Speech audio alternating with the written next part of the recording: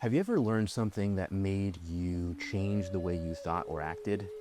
I mean something that really hit and it brought you to a crossroads where you were going to have to act or potentially reject what it was that you came in contact with. Maybe it was a self-realization or something like that. I had a moment like this and it wasn't pleasant. You know, to get into it, I was always considered a nice guy and a well-mannered guy, and for the most part, these things were true. However, one day, kind of out of the blue, I had this sort of revelation, and it was almost like an inner voice that said, you don't really care about all those people that you're nice to.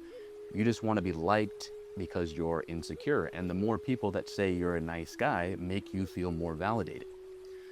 Man, let me tell you that that was not a great feeling because I knew deep down that it was true. I was forced to immediately form this sort of relationship with this truth. It was weird. I could either just flat out ignore it, or I could argue against it, even though I was convicted of it, or I could accept it and try to change my actions accordingly. We call this being faced with the cold, hard truth. This wasn't just a fact about me, it was something outside of me which was confronting me, but also knew me intimately. It brought up something about me that I didn't already know, and it didn't feel cold or clinical, it felt personal.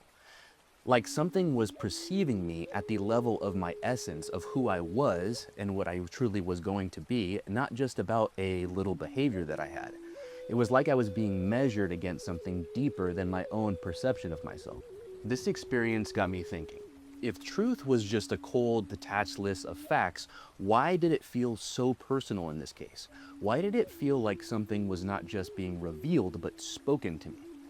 Like something knew me and wasn't going to let me ignore it. Because if truth is nothing more than a collection of cold, hard facts, why do we respond to it with emotion? Why do we feel convicted or liberated or even known by this truth that's communicated to us? The more I thought about it, the more I realized that truth isn't just something we learn about. It's something we relate to. Most people today assume that truth is just a collection of facts, but hard facts are very different from personal experience of truth. Truth isn't just something you possess, it's something that confronts you, that you have a conversation with. It meets you where you are, it transcends raw data because it relates to each person individually. Each person has their own private relationship with what gets revealed to them as truth. They can reject it, they can bend it, or invent their own inversion of it, or accept it and let it change them and actualize their potential. But how could that be if truth were purely impersonal? If human experience were just one size fits all and truth is just a set of facts, then it wouldn't matter how you responded. You would be free to do whatever you want with the information and the outcome would be the same. But it's not like that. The choices we make in response to truth change us. And that only makes sense if truth is more than information. It's relational. Our truth self, or the best version of yourself or myself, is dependent on this truth. But if there is an ordered and structured way each person, each human, or even each species is required to act in order to reach their full potential, what is that outside force which makes those types of calls? You can see this principle in nature. A lion doesn't decide whether or not to be a lion. It doesn't question its instincts. It doesn't wrestle with whether hunting gazelles is morally right or wrong. It simply lives according to its nature, its instincts.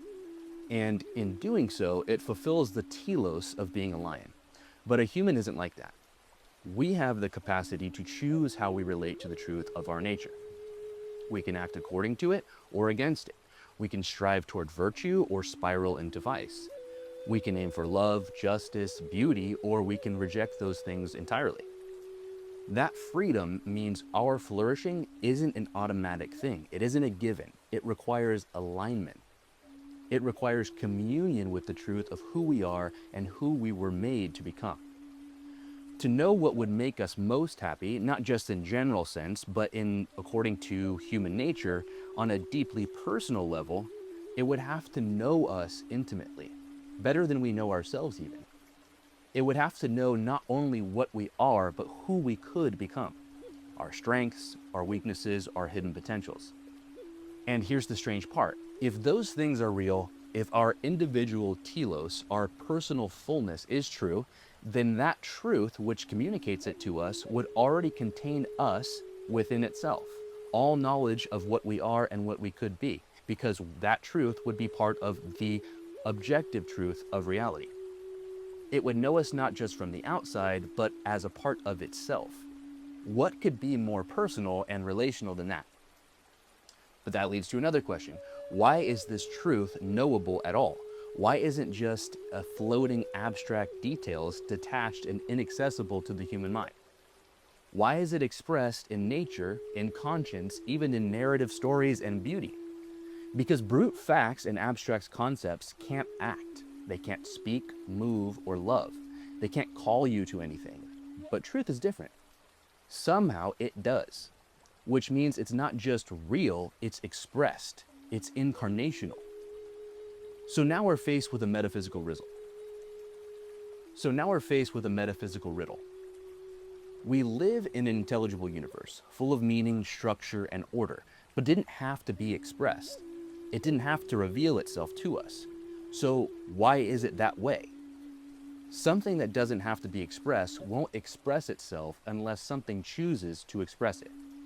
If I have all the ingredients for chocolate chip cookies, how long do I have to wait before they bake themselves? I don't. I can't wait any amount of time because they won't bake themselves. Not until someone with a will and a desire to make them acts on that desire. So the real question is this: who wanted to express this universe to be? Who desired the recipe to become reality? Now let's take it a step further. Does the truth of the cookie depend on it actually being made? Or would the idea of the cookie, the very possibility of it, still exist even if no cookie had ever been baked? Of course it would.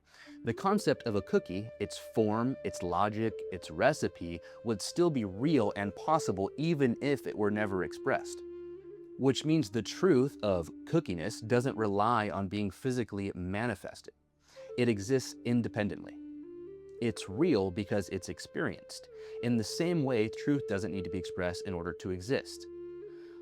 The laws of physics would still be true even if no physical universe had ever come into being. The possibilities of genetic expression would still be written into the fabric of reality even if no organism ever expressed them. All these truths that are, but don't have to be expressed, are only expressed because something wanted them to be. Something willed them into visibility for us to tangibly see. And that changes everything. And here's why. Because it means you too were not an accident. You weren't just a possible configuration of matter. You were desired into being. You were willed into existence by the same truth that holds all things together. So not only does the truth know you, he knows you like he knows himself. And not only does he love you, he loves you as he loves himself, because he exists subsistently and he chooses for you to share in that same existence that he possesses. There's something that gets often overlooked, and it's that truth doesn't stand alone. It always points to something beyond itself, towards something deeper. That something is called the good. Without the good, truth becomes sterile. It doesn't mean anything. It loses its capacity to relate. It becomes just another brute fact, cold and lifeless. But when truth is ordered toward the good, it becomes transformative. It becomes a way of living, a bridge to what we were made for. All of creation reaches its highest potential by the means of this good, what it could be perfectly. That's what we mean when we talk about metaphysical perfection, the unity of all things moving in harmony toward their fulfillment, like one perfect organism. Many different traditions describe this as the concept of the one and the many, that there are many things, but they are all as one in one ecosystem, one absolute reality of being. And if the good truly is the highest, then it must be necessary. It can't depend on something else to exist. It has to be eternal. It has to be all-powerful, because if it could be changed or overridden, it wouldn't be the highest good. It wouldn't be the most powerful and actual thing. It would be less than something else, and that something else would be greater than it. In classical metaphysics, this is why truth, goodness, and being are all called transcendentals. They're not just concepts, but they're the very structure of reality. And they're convertible, which means where there is true being, there is also goodness and truth. Truth doesn't just point to them, it is their unity. It makes them intelligible. So whatever exists, exists through the good. And that includes us, which means we were brought into being for one reason, to participate in that good. Because if this thing is already the highest good, what more could we possibly bring to it other than just our participation? To reach our fullest potential, to constantly be evolving and changing to instantiate that good. But here's the caveat. If we, by our nature, were already fully actualized in the good, we would be the good. But in that case, there wouldn't really be any giving or no sharing, and there'd be no distinction between us and the good. We'd just be the good, and we'd be indistinguishable. There would be no distinction, no way to know anything throughout all reality. But if there's something outside the good that's capable of participating in it, then something profound happens. This means that the good can give itself to something other than itself. It can create without collapsing creator and creation into one entity. And that's the mystery. We are not the good, but we can share in it. But how does someone find the good if they aren't already immersed in it? If they're still in that process of becoming? They need a way, a guide, a bridge. They need the truth of the good so that they can relate to it. Because the truth is how the good relates to everything that's not yet fully inside of itself.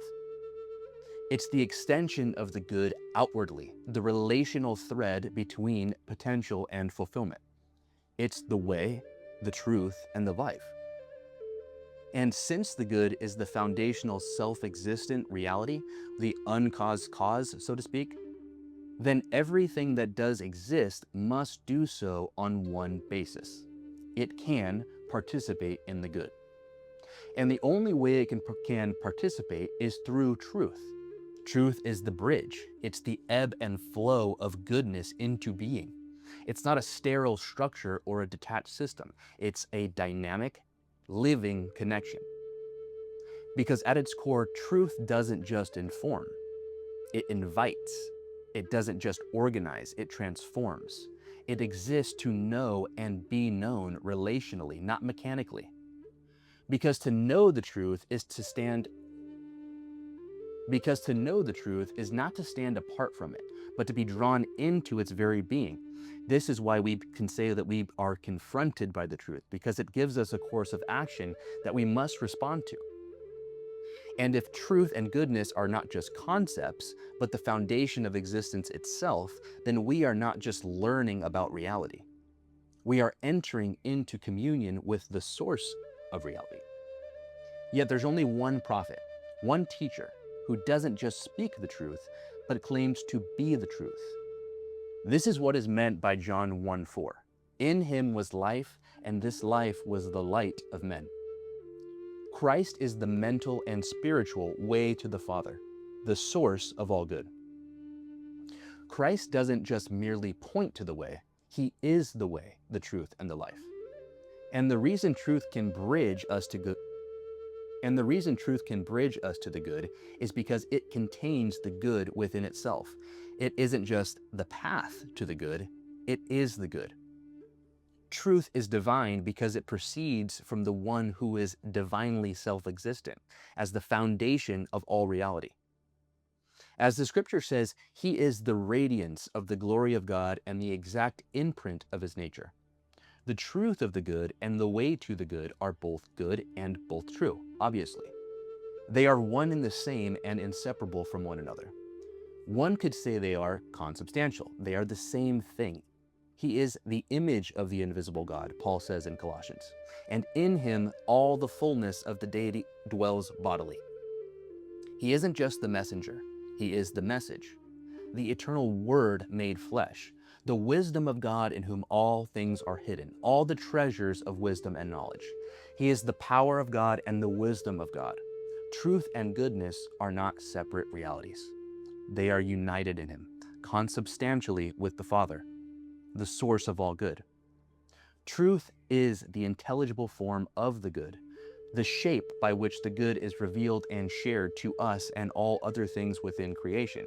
This is why truth is not a what, but a who. Because if truth were just a what, we could reduce it, we could manipulate it or weaponize it. We could use it to win arguments and dominate others, but we can't, because the truth is a person, and persons don't want to be used as tools. They want to be known and loved for what they are. And since truth is the very means by which all things relate to the good, it itself must be relational. And relation requires expression. Expression requires language. He is the Word, not just a word from God, but the Word who is himself God. The Word spoken eternally in love from the Father, through whom all things were made. He is not abstract. He's not impersonal, and he's not passive. He is the living Word, the wisdom of the Father, the form of the Father, the face of the invisible. He is Jesus Christ.